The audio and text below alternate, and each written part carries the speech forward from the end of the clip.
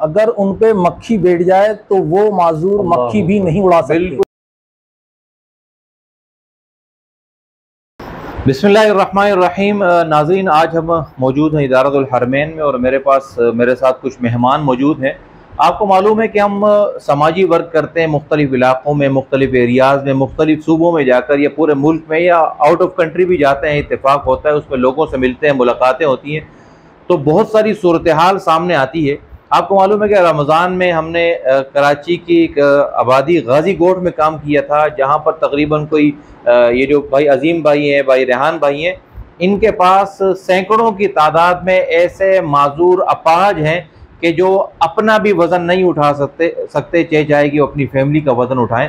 तो आज हमारे साथ मौजूद हैं अजीम भाई और इस तरह रेहान भाई। इनके अलावा इनके जो 8-10 अफराद हैं, टीम मेम्बरान हैं, ये भरपूर अंदाज से, बड़े खूबसूरत और अहसन अंदाज से काम करते हैं। और इसमें जो सबसे बड़ी और काबिल तहसीन, काबिल तक़लीद और काबिल दाद बात यह है, वो बात यह है कि ये हजरात खुद अपने वसाइल को बनाते हैं, अपनी जॉब भी करते हैं और दूसरों के घर को चलाने की भी कोशिश करते हैं। तो मुख्तलिफ़ किस्म के मामलात और वसाइल और मसाइल ये लेकर मेरे सामने आते रहते हैं कि अब ये मामला है, ये परेशानी है, ये बात है।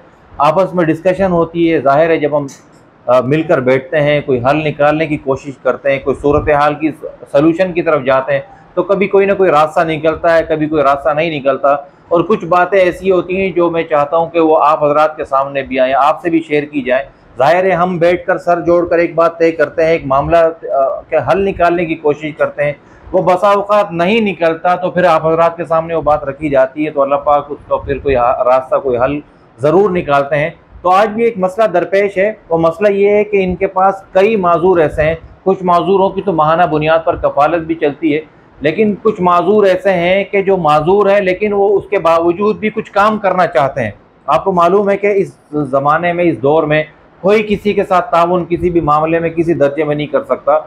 पहले ऐसा होता था कि जो पड़ोस था वो अपने पड़ोस में कुछ ना कुछ खाना भेजता, सालन भेजता, लेकिन अब की जो सूरत हाल ऐसी है कि उसमें उस बंदे का अपना गुजर बसर करना, अपना घर चलाना, अपना सिस्टम चलाना और 3 वक्त की रोटी खाना, ये उसके लिए दुश्वार हो चुका है। तो इस वक्त ये मेरे पास आए हैं, इन्होंने मुख्तलिफ़ किस्म की बातें हमारी हुई, डिस्कशन हुई, तो मैं चाहूँगा कि ये भी आपके सामने रखें। शायद भाई, सबसे पहले तो मुझे ये बताएं कि ये जो काम है ये आप कब से कर रहे हैं और काम की नौइयत क्या है?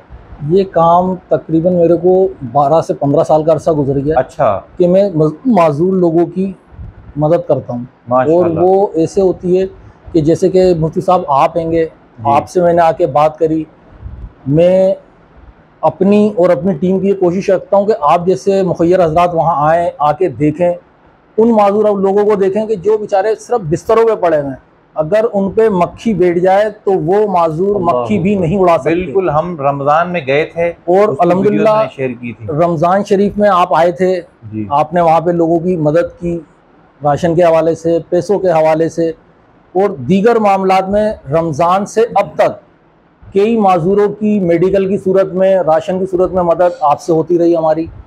और हम अब जो आए हैं वो उसका मसला ये है कि हमारे पास कुछ ऐसे माजूर हैं जो छोटा कारोबार करना चाहते हैं। पहले तो ये बताएं कि आपके पास माजूरों की कितनी तादाद होगी लिस्टिंग में आपके पास? आपने मुझे एक मतलब एक एल्बम दिखाया है उसमें बहुत सारे माजूर थे, कुछ के घरों में हम गए भी।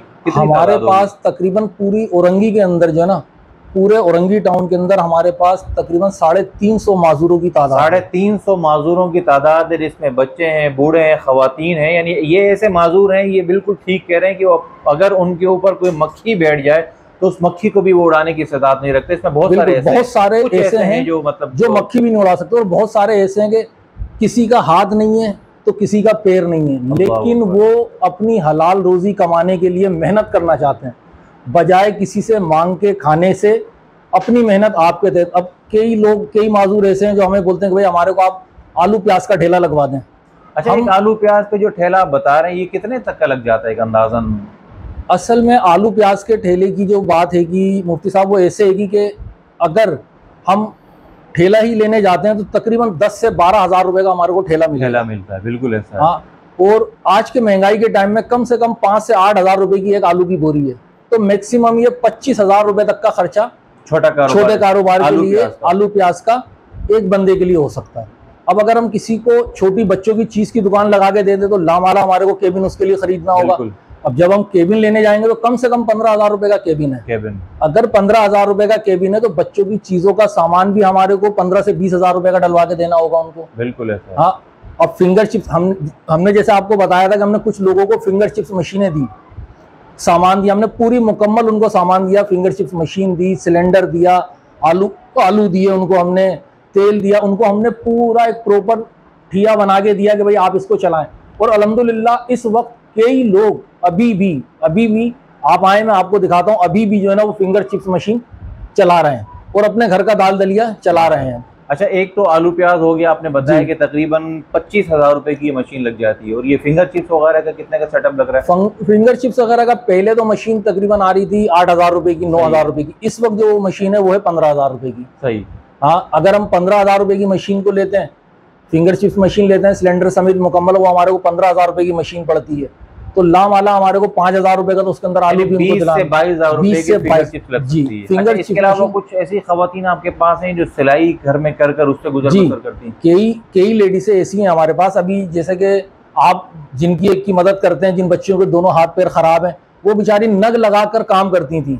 उस नग के केमिकल की वजह से उनके हाथ पैर इस तरीके से खराब हो गए कि बेचारी वो आज जो है ना दोनों हाथ पैरों से माजूर हैं अपनी। लेकिन यतीम हैंगी, बाप नहीं है उनका, भाई नहीं है कोई उनका, अपनी हलाल रोजी कमाने के लिए वो उस केमिकल से भी नग लगाने के लिए तैयार हैं कि जिसका उनको पता है कि इस केमिकल की वजह से हमारी ज़िंदगी ख़त्म हो रही है, लेकिन सिर्फ हलाल रोजी ईमानदारी से काम करने के उससे। हाँ, ये तो आपका एक बड़ापन है कि माशाल्लाह से आपने उनके लिए दूध का इंतज़ाम करके दिया, उनकी जो मेडिसिन, एक बच्ची के ऊपर मेडिसिन तकरीबन महीने की 8,000 रुपये की है। हाँ, 2 बहनों का 16,000 रुपये खर्चा वो आपकी तरफ से हो रहा है।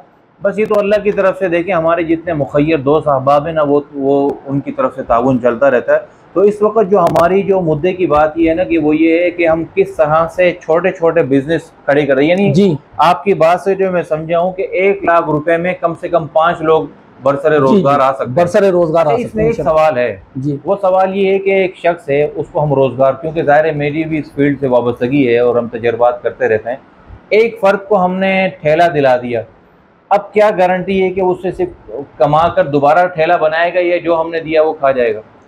देखें मुफ्ती साहब, बात ये है कि अगर हम उसके ऊपर चेकिंग बैलेंस रखें ना, हाँ, तो चेकिंग बैलेंस के अंदर ये होता है कि जो शख्स 1 महीने उस ठेले को चला रहा है ना, तो 30 दिन के अंदर उसकी इतनी रनिंग बन जाती है कि वो उस काम को चलाता रहता है फिर, क्योंकि उसकी एक आदत बन जाती है। हाँ, और जब तक उसकी वो आदत नहीं बनेगी, जब तक जो वो कुछ भी नहीं कर पाएगा। लेकिन उसकी आदत बनाना, उसको चेकिंग बैलेंस पे रखना, वो हमारा काम है, वो आपका काम है कि आप उसको चेकिंग बैलेंस पे रखेंगे ना, तो आपको ऑटोमेटिकली अंदाजा हो जाएगा कि वो काम कर रहा है या नहीं कर रहा। लेकिन हम जिनको करा के देते हैं, हम उनको एक ही बात का कहते हैं कि आपका चेकिंग बैलेंस रहेगा, आप पे हमने ये पैसा लगाया है तो ये पैसा ज़ाया नहीं होना चाहिए, आप इससे मजीद अपनी हलाल रोजी कमा के आगे चलें। ये बड़ी अच्छी राय ये है कि लोगों को बिठा कर खिलाने से बेहतर ये है कि उनको उनके पाँव पर खड़ा करें, वो खुद कमाएं, खुद उसके अंदर कोशिश करें रिस्क हलाल की। तो ये बड़ी अच्छी राय है। इसके अंदर जो मैं इन हजरात से मेरा जो एक ताल्लुक़ है वो बड़ा गहरा दिल का ताल्लुक़ है, मैं वहाँ गया भी हूँ, तो मैं आप हजरात से भी ये गुजारिश करूँगा कि इसमें कोशिश करें। मैं रेहान भाई का, अजीम भाई का, इनका नंबर भी इस वीडियो में नीचे लगा दूँगा।